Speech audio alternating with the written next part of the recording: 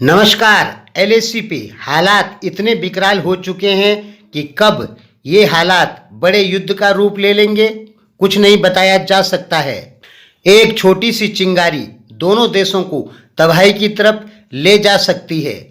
अगर एक गोली किसी सैनिक के द्वारा गलती से भी चल जाती है तो समझें कि दुनिया का महायुद्ध चालू हो गया और यह युद्ध बहुत ही बड़ा विकराल रूप ले सकता है। एक अनुमान के मुताबिक चीन ने पूरे एलएसी पे 2 लाख से ज़्यादा सैनिक तैनात किए हैं। चीन ने कम से कम 150 से ज़्यादा फाइटर प्लेन और बम बरसक एलएसी पर तैनात किए हैं। चीन ने tank regiment, missile defence system LAC पे तैनात कर दिए हैं। इसी के जवाब में भारत ने कम से कम 2.5 लाख सैनिक एलएसी पर तैनात किए हैं और 200 से ऊपर फाइटर जेट एलएसी की सीमा में यानी लाइन ऑफ एक्चुअल कंट्रोल में तैनात किए हैं। भारत ने भीष्म T-90 टैंकों की एक बहुत बड़ी रेजिमेंट भी तैनात की है।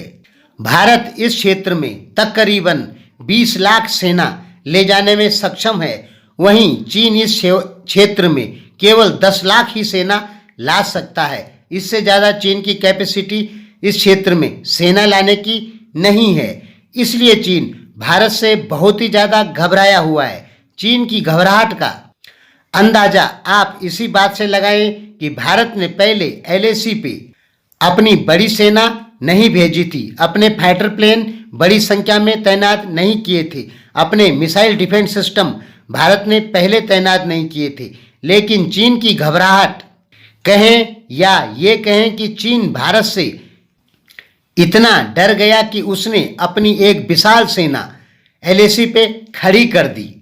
लेकिन जवाब जो चीनी सेना को दिया गया वो इससे भी बड़ा है कि भारत ने चीन से भी ज़्यादा सैनिकों का जमावड़ा एलएसी पर लगा दिया। इससे चीन काफ़ी भयभीत है क्योंकि चीन को एक चीज़ तो साफ पता है कि चीन अपनी पूरी सेना का इस्तेमाल भारत के खिलाफ नहीं कर सकता है। भारत से लड़ने के लिए चीन को अपनी 70% सेना कम से कम लानी पड़ेगी और चीन यदि अपनी 70% सेना हिमालय में ले आता है तो अमेरिका, जापान, ऑस्ट्रेलिया आदि देश मिलकर साउथ चाइना सी के 35 लाख स्क्वायर किलोमीटर समुद्र को कब्जा कर लेंगे बिना एक भी गोली चलाए हुए। और यही तो अमेरिका चाहता है कि भारत और चीन में बड़ा युद्ध हो जिससे चीन को अपनी सेना हिमालय की तरफ ले जानी पड़े और अमेरिका बिना एक भी गोली चलाए साउथ चाइना सी को कब्जा कर ले। चीन की तुलना में इस समय भारतीय सेना ज़्यादा तादाद में एलएसी पर मौजूद है। भारतीय फाइटर प्लेन हो या टैंक हो या मिसाइल डिफेंस सिस्टम हो या हेलीकॉप्टर हो, वो चीन से ज़्यादा एलएसी पे भारत के हैं। और भारत का एक जो अनुमान लगाया है भारत ने कि यदि युद्ध शुरू होता है तो भारत 15 दिन के भीतर ही भीतर लद्दाख में 8 लाख सेना ले जाएगा। दोस्तों, आप समझ रहे हैं कि 8 लाख सेना का मतलब होता है पूरी लड़ाई, फुल वार।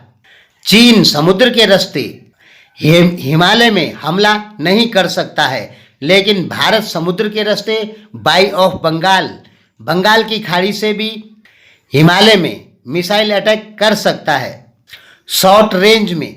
लेकिन चीन के पास शॉर्ट रेंज में समुद्र से भारत पे हमला करने के लिए कुछ भी चीज़ नहीं है। जहां तक लॉन्ग रेंज की मिसाइल की बात है तो वो भारत पे चीन इतनी आसानी से उसका प्रयोग नहीं कर सकता है क्योंकि लॉन्ग रेंज जो मिसाइलें होती हैं ये 100% सक्सेस नहीं होती है। यानी आप ये समझें कि 100 लॉन्ग रेंज की मिसाइलों को भारत के ऊपर अमेरिका फेंकता है तो उसमें से मुश्किल से 8 या 9 ही मिसाइलें भारत पर गिरेगी। बाकी सारी मिसाइलें भारत के एयर डिफेंस सिस्टम जो हैं, मिसाइल डिफेंस सिस्टम जो हैं, वो रास्ते में ही ख़त्म कर देंगे।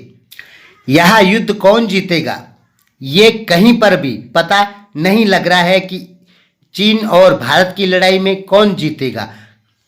इसमें केवल एक चीज़ नज़र तो आ रही है कि दोनों तरफ भारी नुकसान, ये तो साफ क्लियर नज़र आ रहा है। जीतेगा कौन ये कुछ नहीं बताया जा सकता है।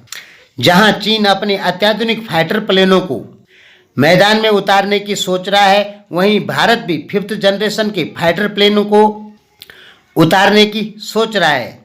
तो LAC पे इस समय जो हालात बने हुए वो इस टाइप से बने हुए हैं कि एक भी गोली अगर कहीं से चलती है तो दोनों तरफ भारी तबाही आ जाएगी। धन्यवाद।